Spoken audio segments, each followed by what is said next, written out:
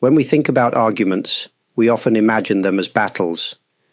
We want to win, to defend ourselves, or to prove that we are right. This way of thinking turns words into weapons, and the people we care about into opponents. But in truth, most arguments are not about victory. They come from misunderstanding, fear, or pain. When we see this clearly, we can begin to change how we respond. Arguments arise because each of us carries our own experience and our own way of seeing the world. Two people can look at the same situation and feel very different emotions. One may feel hurt, while the other feels ignored. One may want closeness, while the other seeks distance. None of these feelings are wrong. They are part of being human. But when we forget this, we become trapped in the idea that only one side can be correct. In daily life, arguments often appear suddenly, like a storm on a quiet day. A simple word or a small action can trigger a strong reaction. If we believe that the other person is attacking us, we quickly react with anger. Yet beneath the surface, what we often want is not to fight, but to be seen, to be heard, and to be understood. To bring peace to arguments, the first step is to look at them differently. They are not proof that love or friendship is broken. They are signals that there is something deeper waiting to be understood. If we can recognize the human heart behind the conflict, then an argument becomes not an enemy, but a teacher.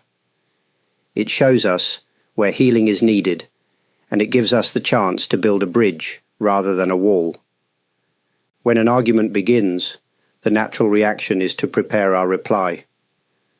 We listen not to understand, but to defend. Our mind races ahead, shaping the next sentence, searching for the perfect counterpoint. In this way, the words of the other person pass by us almost unnoticed. True listening is lost, and the argument grows. To bring peace, we must learn a different kind of listening. It is the listening that sets aside our own voice for a moment, and opens space for the other person's voice to be heard. This does not mean we must agree with everything. It means we allow the other person to share their truth, without interruption, without judgment, and without rushing to answer. In that quiet space, respect is born. When we listen in this way, something changes inside the person speaking. They no longer feel they are shouting into emptiness. They no longer feel ignored. They begin to feel that their words matter. And when someone feels respected, even if the problem is not yet solved, their heart becomes softer. Calm listening is also a gift to ourselves. By slowing down, we notice our own emotions more clearly.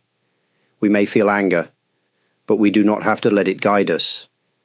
We may feel hurt, but we see that hurt as part of our human experience, not as a weapon to throw back. In this stillness, we are stronger than our reactions. Every argument offers us the chance to practice this art. Each time we choose to listen with calm and respect, we plant the seed of peace. Slowly, that seed can grow into trust, and trust can become the ground where true understanding stands firm. After we have listened with calm and respect, the next step is to share our own voice. Speaking during an argument is not about winning the moment. It is about making our feelings known without causing more pain. The way we use words can either deepen the wound or open a door to healing. Clarity means being honest about what is in our heart. Instead of hiding behind anger or silence, we can say what we truly feel. Yet honesty does not need to be sharp. We can speak with clear words that describe our feelings and our needs without turning them into accusations. For example, we may say, "I felt hurt when this happened," rather than, "You always do this to me." The first way opens space for understanding, while the second closes it. Kindness is the guide that shapes our words. Even in the middle of conflict, we can choose a tone that is gentle rather than harsh. Kindness does not mean weakness. It means we are strong enough to express our truth without cruelty. It means we respect the other person, even while we share the places where we are wounded. When we speak with both clarity and kindness, we protect the dignity of everyone involved. The other person feels less attacked, and we ourselves feel less regret afterward. Our words can become bridges that connect, instead of walls that divide. In many arguments, people remember not only what was said, but also how it was said. A single gentle phrase can remain in the heart long after the conflict has passed. By choosing our words with care, we give the other person a memory of respect and compassion, even in difficult times. Arguments often continue because both sides feel there is no room to breathe. Words come quickly, emotions rise, and the space between people becomes narrow and tense. In such a space, understanding cannot grow. To bring peace, we must learn to create room, not only in the conversation, but also in our own hearts. Creating space begins with patience. When the discussion becomes heated, silence can be more powerful than more words. A pause is not weakness. It is a chance for emotions to cool, for thoughts to settle, and for both people to remember what truly matters. Even a few moments of quiet can open the door to a new direction. This space also means allowing differences to exist without trying to erase them. We may not always agree, and that is natural. Two people with different histories cannot see everything in exactly the same way.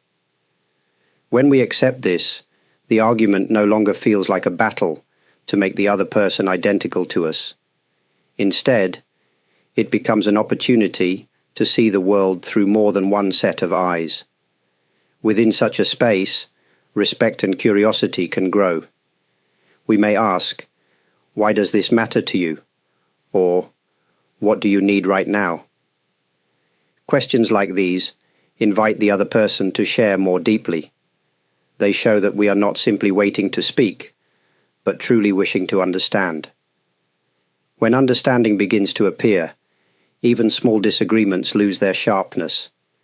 The space we create becomes like a gentle field, wide enough to hold both our truths. In this way, the argument becomes less about winning and more about learning how to live together in peace. When we think about peace in arguments, it is not only about solving one single problem. It is about building a way of life where conflicts no longer control us. Living with harmony means carrying the lessons of calm listening, clear and kind speaking, and open space for understanding into all parts of our daily relationships. Arguments will still appear, because life is full of different needs and desires. But when we face them with patience and respect, they lose their power to harm. Each disagreement can become a chance to grow closer, rather than to drift apart. The home, the workplace, and the friendships we hold can all become softer and more stable when we live in this way. Harmony beyond arguments is not the absence of differences. It is the presence of connection that is stronger than those differences. It is knowing that even when voices rise, the bond between people remains steady. It is remembering that every person carries a heart that longs for peace, even if it is hidden behind harsh words. When we live with harmony, we give a gift not only to others, but also to ourselves. Our days feel lighter, our minds are less troubled, and our hearts can rest more deeply. The storms of conflict may still come, but they no longer shake the ground beneath our feet. Before I close, I want to share my gratitude to those who have shown kindness through likes, subscriptions, comments, super thanks, and membership. Please know that your support is deeply appreciated. It helps these teachings reach more people, and it encourages me to continue sharing. Your presence and care bring warmth to this path, and for that, I offer you my sincere thanks.